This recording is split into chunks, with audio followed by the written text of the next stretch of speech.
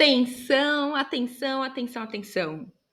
Recebemos o primeiro desafio. Que rufem os tambores.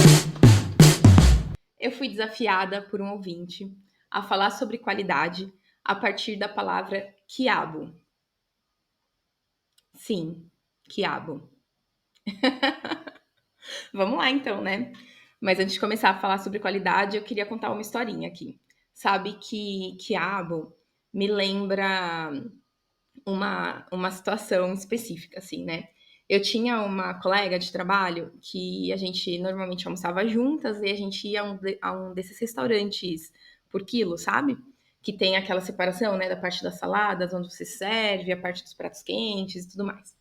E nessa parte dos pratos frios, ali onde eram as saladas, tinha um quiabo maravilhoso. Eles faziam um quiabo que ele era aqueles quiabos, os pequenininhos, então era inteiro, não era cortado. E ele tinha um molhinho, assim, super saboroso. Eu não sei se tinha shoyu ali no meio ou não, mas ele era bem gostosinho, assim. Parecia, lembrava que tinha shoyu ali no meio. E o quiabo, ele tinha uns queimadinhos, assim, sabe? Umas partes tostadinhas. Então, dava a impressão de que ele tinha sido assado antes desse processo para virar um prato frio, né? E eu lembro que a gente tava nessa vibe, assim, de comer mais saudável e tudo mais. Quer dizer, né? Eu tava. A minha amiga já se alimentava de forma saudável nessa época. Mas, assim, o quiabo, o tal do quiabo, era figurinha marcada no nosso prato, assim. Todo dia tinha esse tal desse quiabo lá e ele era muito gostoso. Até que um belo dia, a minha amiga resolveu conversar com o cozinheiro e perguntar como que ele fazia o quiabo, porque ela queria aprender e fazer na casa dela e tudo mais. E para nossa surpresa, o cozinheiro falou que o quiabo era frito. Ele era frito em óleo antes de passar por esse processo aí, o molhinho e virar prato frio e tudo mais. Vocês podem imaginar a frustração que foi? Olha, eu confesso que eu lembro desse dia e assim, eu lembro que o coração até deu uma batidinha diferente na hora, sabe? Foi engraçado. Bom, a minha amiga nunca mais comeu quiabo, esse quiabo, né, no restaurante. Eu de vez em quando colocava lá no meu prato, era uma delícia.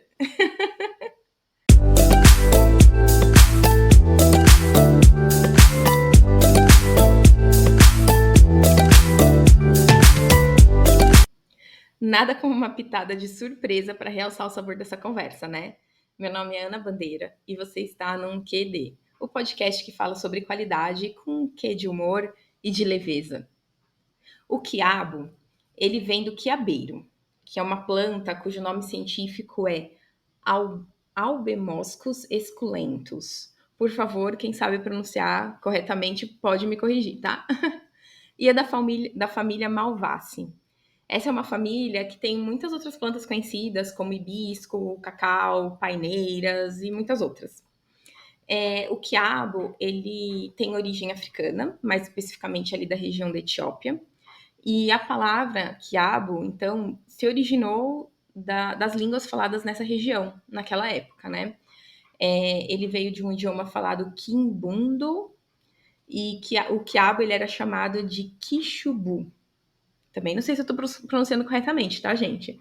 Mas ele também era conhecido como quingombo, gombo, quibombo, quigombó, quibombó, quimbombo, quingombó e outras variações com essa sonoridade.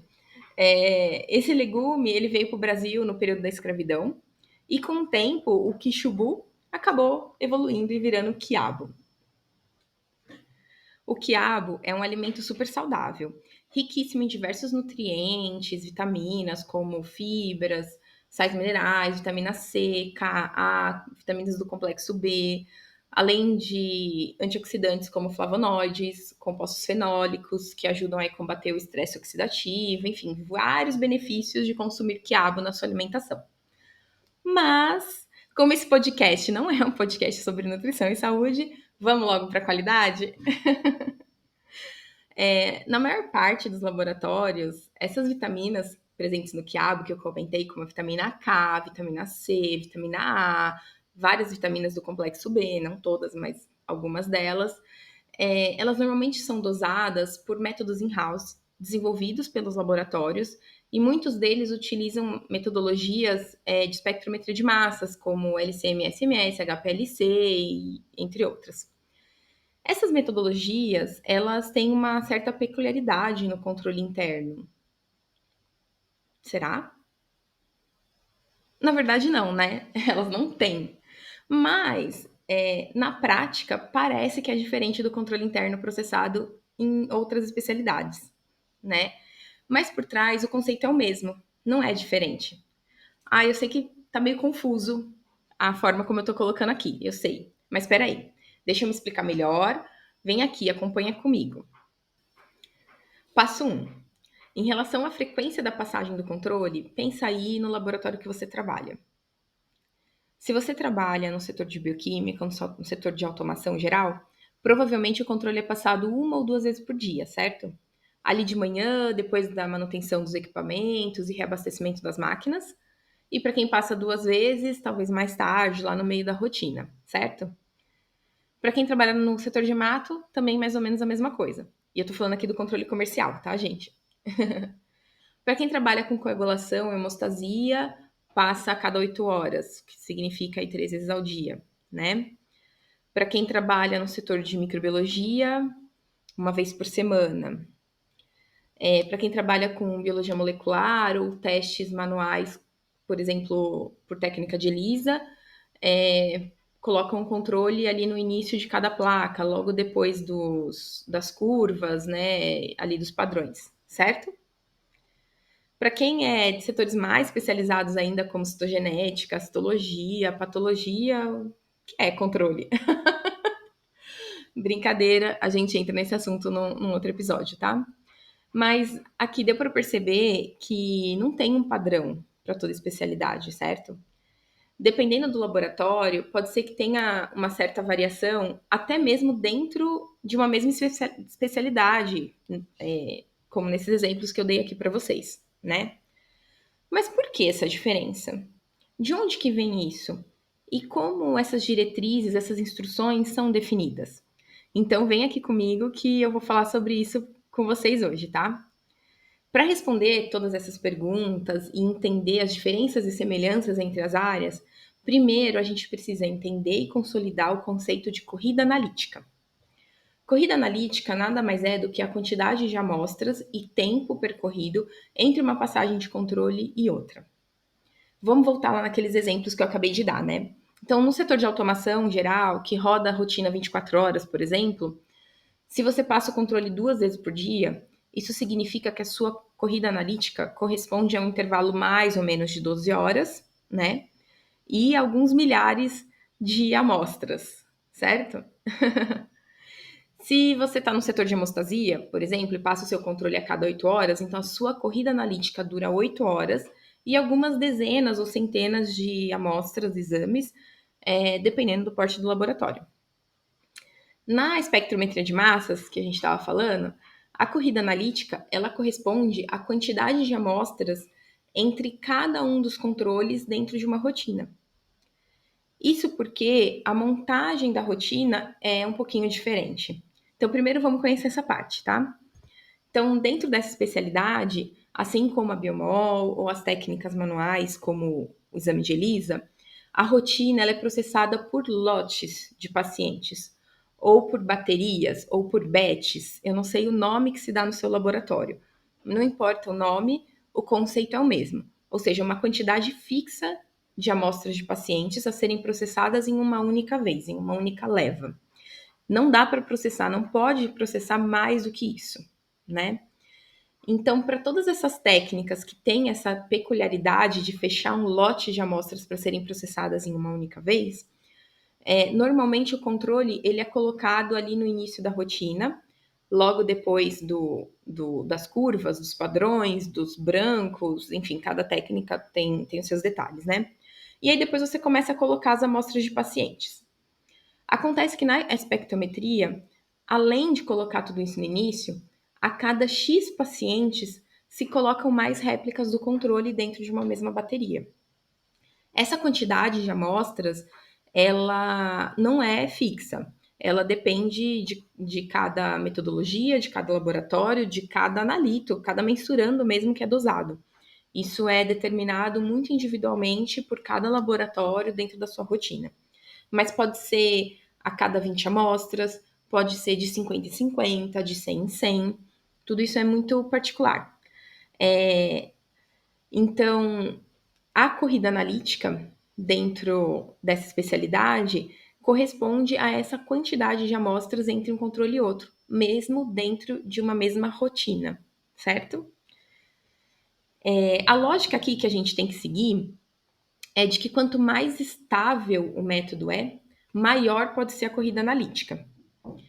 Porque a chance de algo dar errado, a chance de algum erro acontecer, ela é menor quando o método é mais estável.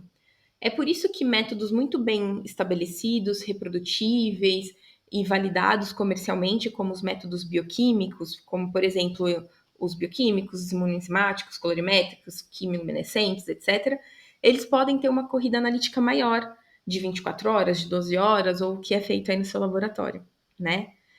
Eu queria ressaltar um ponto. Quando eu falo de método mais estável, menos estável, eu não estou falando aqui de melhor ou pior. Não, tá, gente? Eu estou falando aqui de probabilidade de um evento fora do esperado acontecer, né? De um erro acontecer.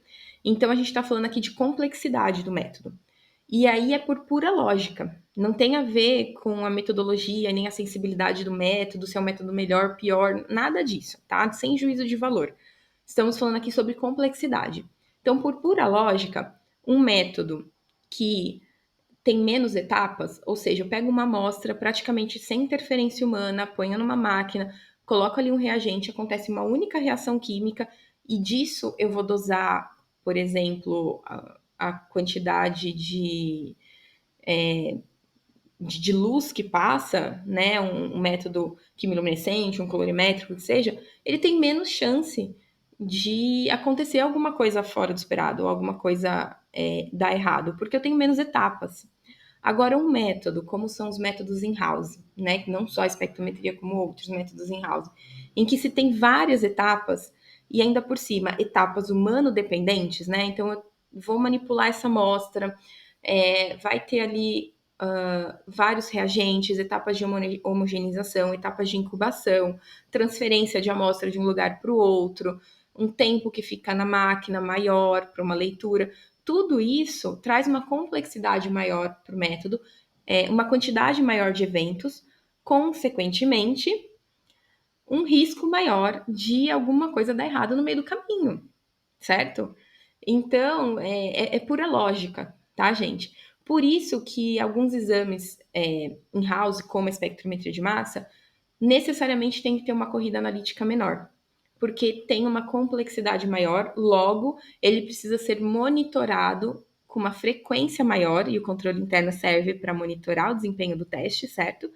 Por quê? Se alguma coisa der errado, de forma mais rápida é possível tomar uma ação e a quantidade de pacientes possivelmente impactados por conta disso é menor, certo? Então, essa é a lógica. Para ficar um pouquinho mais claro aqui, deixa eu trazer um exemplo. Você já brincou de telefone sem fio? A lógica é a mesma, gente. Bom, se você nunca brincou, eu vou tentar explicar, tá? Eu já brinquei muito quando eu era criança de telefone sem fio, eu adorava. E sabe que agora pensando assim nas minhas filhas, nas crianças com quem eu convivo, não é uma brincadeira tão popular hoje em dia. Nem sei se é tão conhecida e se muita gente já brincou. Mas como é que funciona? É aquela brincadeira em que você enfileira um monte de criança, aí você fala para a primeira criança uma coisa no ouvido e aí uma vai passando para outra de ouvido em ouvido, um vai falando no ouvido do outro. Quando chega no final da fileira, aquilo que é falado no final é completamente diferente daquilo que foi falado no começo, né? E aí tá a graça da brincadeira. Então, quando a gente fala de várias etapas, é basicamente isso, gente. Quanto mais etapas, quanto mais crianças, maior a chance do produto final sofrer alguma alteração em relação ao produto inicial. Se você não brincou disso quando você era criança, hoje em dia tá cheio de, como chama? De dinâmicas de grupo que são empregadas aí no mundo corporativo, que por trás tem a mesma lógica. Se você nunca participou de uma, Você pode com certeza ver aí no Google alguma e tem algumas muito engraçadas. No Google, no YouTube, procurei um vídeo, né? Tem vários desses que eles colocam as pessoas e aí, por exemplo, coloca as pessoas em fileira, né? Aí a primeira faz algum movimento, aí a outra tem que fazer outro movimento, e depois assim por diante. E quando chega no último, ele faz um movimento completamente diferente da primeira pessoa, né? Ou um desenho, né? Uma desenha nas costas da outra e vai passando, e que vai passando. No fundo, a lógica é a mesma. Quanto mais etapas, maior a chance de um evento fora do esperado e o produto final ser diferente do produto inicial. Então, o tamanho da corrida analítica aqui é igualzinho a isso, no fundo, tá? Por isso é que não tem diferença entre uma área e outra, né? Todos os ensaios, todas as especialidades, a gente tem que definir o tamanho da corrida analítica. A diferença é que o tamanho da corrida analítica vai ser diferente, dependendo da técnica, dependendo da especialidade, certo? Então, assim, a frequência de passagem de controles, né, ela não é definida só pelo tempo, como a gente ouve falar por aí. Quantas vezes eu já ouvi falar, e você deve ter ouvido falar já, o controle tem que ser passado uma vez por dia. Ou, não, é boa prática passar 2 vezes por dia. Gente, boa prática para quem? Quem disse que tem que passar assim o assado, né? A definição da passagem do controle, ela é por si só um ponto de gestão de risco, de mapeamento e gestão de risco. Portanto, assim, cada laboratório define o seu, dependendo do tamanho da sua rotina e N coisas que a gente vai falar aqui, tá? Então, não tem uma receita pronta. O que o laboratório tem que levar em consideração, então, para definir o tamanho da sua corrida analítica? Primeiro, o tempo, claro, né? Você não pode passar muito tempo sem passar o controle, porque senão você tem uma chance maior de eventos que não estão sob o seu controle acontecerem, como, por exemplo, questões ambientais, né? Ar-condicionado, abastecimento de água, gente, não sei, luz, queda de energia, várias coisas. Então, tem que considerar, assim, tempo que se decorre entre um controle e outro. O tamanho da sua rotina. Isso é muito importante. Porque o tamanho da sua rotina, combinado ali com o tempo, ele vai determinar a quantidade de pacientes que estão em risco entre um controle e outro, certo? Sem alarmar muito, vamos pensar assim, quando você passa o controle, um controle é uma forma de monitoramento, né, da performance do teste. Logo, se eu passei o controle uma vez, passei vários pacientes, passei o controle de novo, esse controle que eu tô passando de novo, mesmo que seja no dia seguinte, ele não é um controle só para validar o dia seguinte. Ele é um controle para me dizer se o dia anterior tava, o final do dia anterior estava tudo bem também, né? Então, cada controle ele é um ponto de monitoramento. Quanto maior a sua rotina e mais distante tiver um ponto do outro, mais pacientes estão em risco de, se acontecer alguma coisa ali no meio que você não conseguiu perceber, mais pacientes podem ser afetados, tá? O que mais tem que levar em consideração? A capacidade operacional para realizar tudo isso, né? Custo, pessoas, horários, tudo mais, porque controle custa. Custa o valor do controle, custa o valor do reagente que você vai usar para processar o controle, custa a hora homem desse colaborador que vai avaliar esse controle, tratar as ações e tudo mais. Então, tudo isso tem que entrar na conta também. Senão, uma vez eu ouvi um médico com quem eu trabalhava que falou assim numa aula: ele falava, olha, senão a gente tinha que passar amostra controle, amostra controle, amostra controle, certo?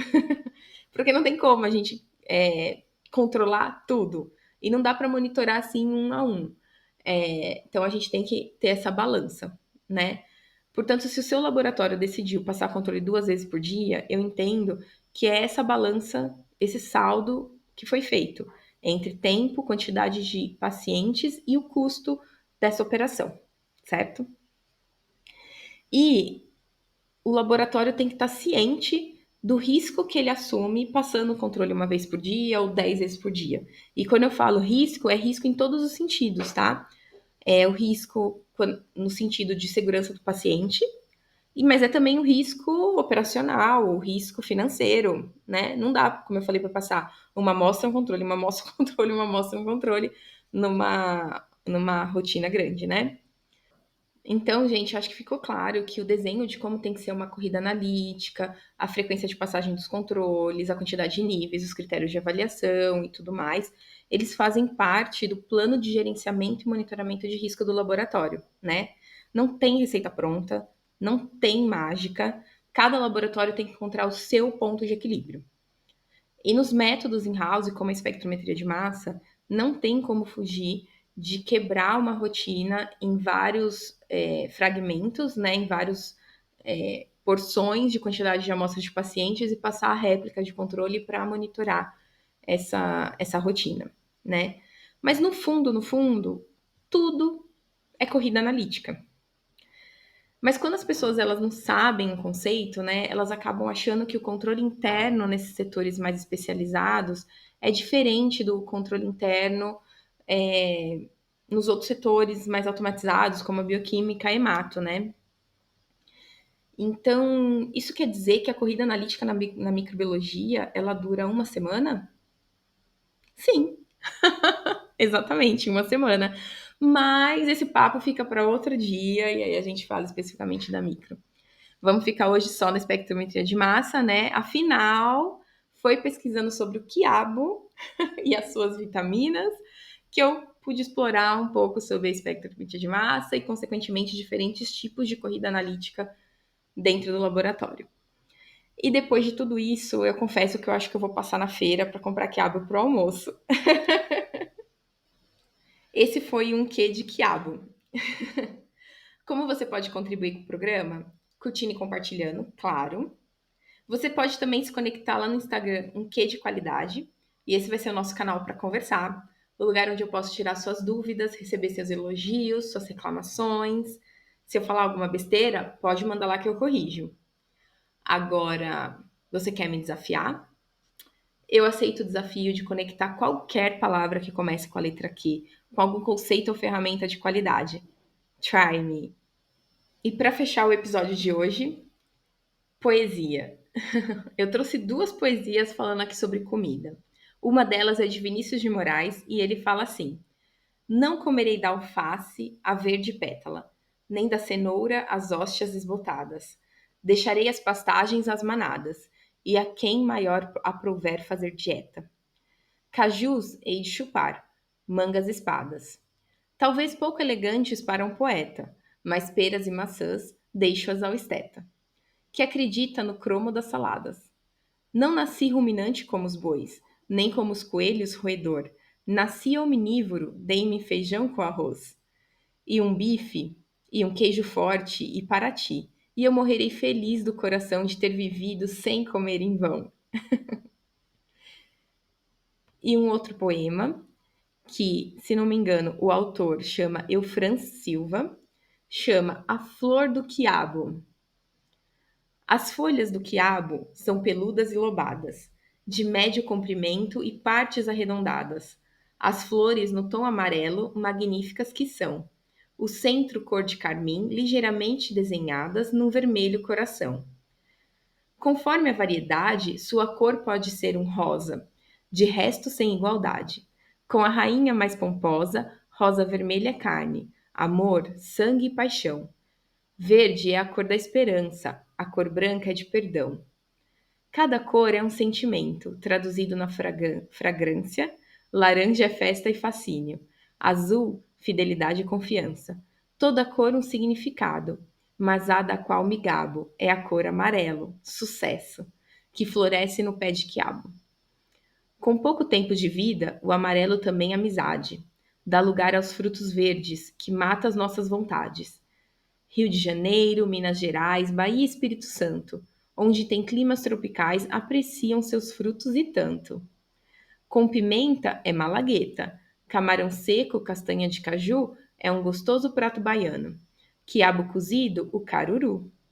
A- Na culinária mineira, o frango com quiabo e o refogado de carne com quiabo são pratos tradicionais muito apreciados. Hoje gostaria de um agrado, um afago, perfume de flor. Parece cannabis, sua folha por engano. Um sabor, se é que me conhece, como rezando uma prece. Com angu, com frango, um afago. Hoje gostaria, seja como for, de arroz, feijão e quiabo. Hoje gostaria de um quiabo.